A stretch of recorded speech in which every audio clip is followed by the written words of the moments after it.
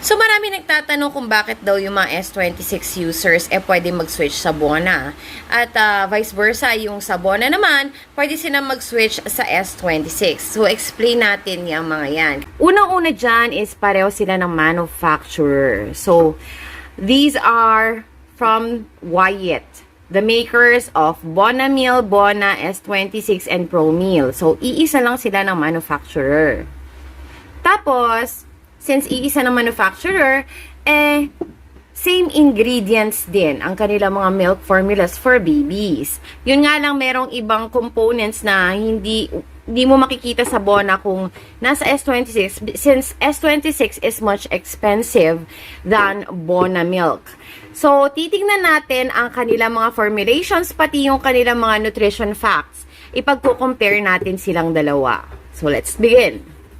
So, ang S26 one is, ang kaparehan niya is Bona, which is for 0 to 6 months. So, tignan natin ang kanilang mga nutrition facts. Pagtabihin po natin sila.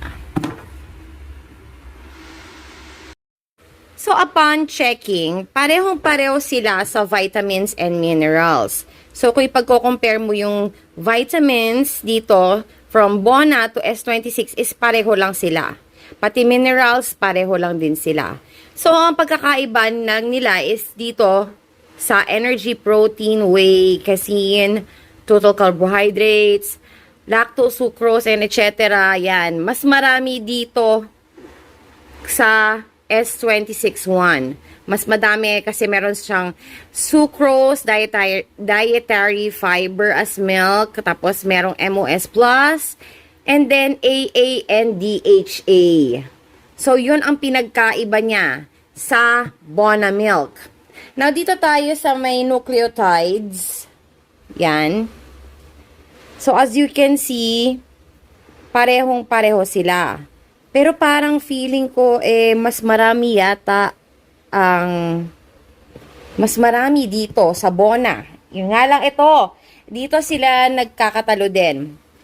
So, dito may nakalagay, pareho sila nucleotides, CMP, UMP, AMP, GMP, IMP, taurine, L-carnitine, lutein, meron lutein dito, lysine, arginine, wala siya dito sa S26.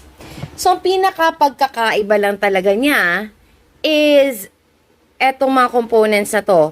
Walang DHA and AA ang Bona compared to S26-1. And at the same time, ito naman, wala naman ng S26-1 itong mga lysine and arginine. So far, yun lang yung nakita natin na difference nila. Pero, actually, kasi parehong mga anak ko ay parehong gumamit nito. So, ang masasabi ko sa lasa is much sweeter ang Bona. Mas matamis siya compared sa S26-1.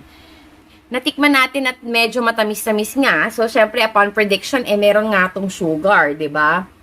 So, mas mabilis siyang makataba. Yun lang sa experience namin, ha?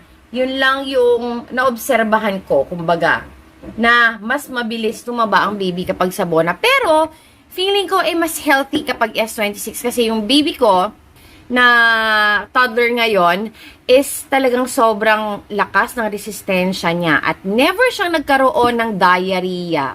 Pareho sila ng manufacturer and wala rin gaanong pagkakaiba sa nutrition facts. And at the same time, pareho ng lasa. Yun nga lang, much sweeter nga si Bona brand.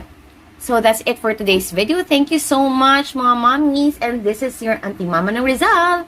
Until my next video. Bye-bye!